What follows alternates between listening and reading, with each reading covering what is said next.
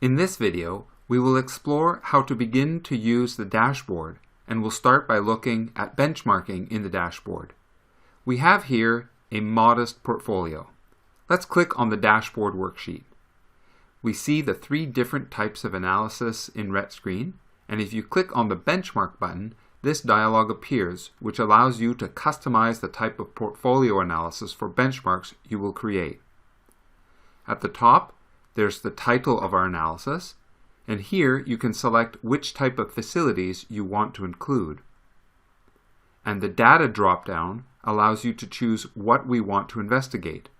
In our files, we can look at fuel consumption or GHG emissions. Let's look at the GHG emissions. This next drop-down displays all of the various groups that have been created on the portfolio worksheet. Let's do it on all.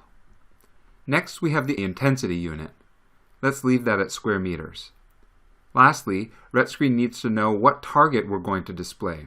We can choose targets that are selected in the file, targets that are achieved by year, or by name.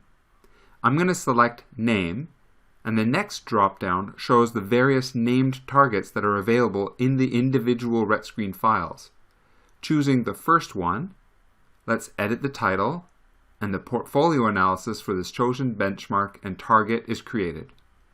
The graph shows the facility size on the horizontal axis, so larger facilities are going to be on the right, and the GHG emissions on the vertical axis. Each of the facilities in my portfolio is indicated on the graph with a base case GHG emissions as a solid dot and the proposed case as a hollow dot.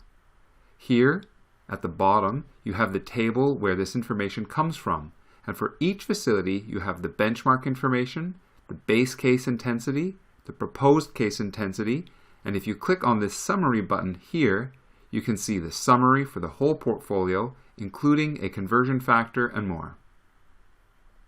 You can also overlay the average benchmark on the graph by clicking on Set Benchmark Target in the menu.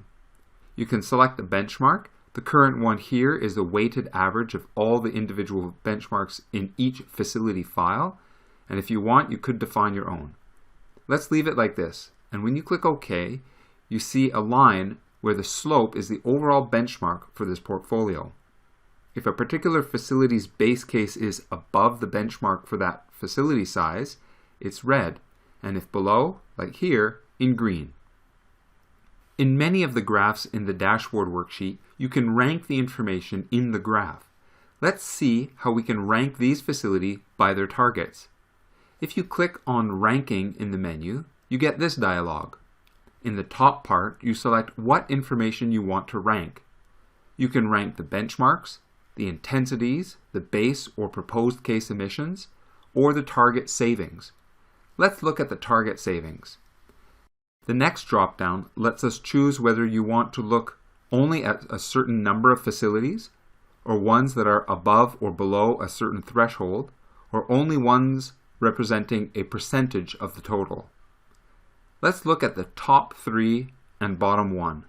We'll enter those numbers and include the middle one since our portfolio isn't too big. If you wanted, you could also include the benchmark on the graph, but in this case, let's leave it as is. Click on OK, and RetScreen shows a ranking graph where the facilities are ranked from highest to lowest in terms of GHG emissions.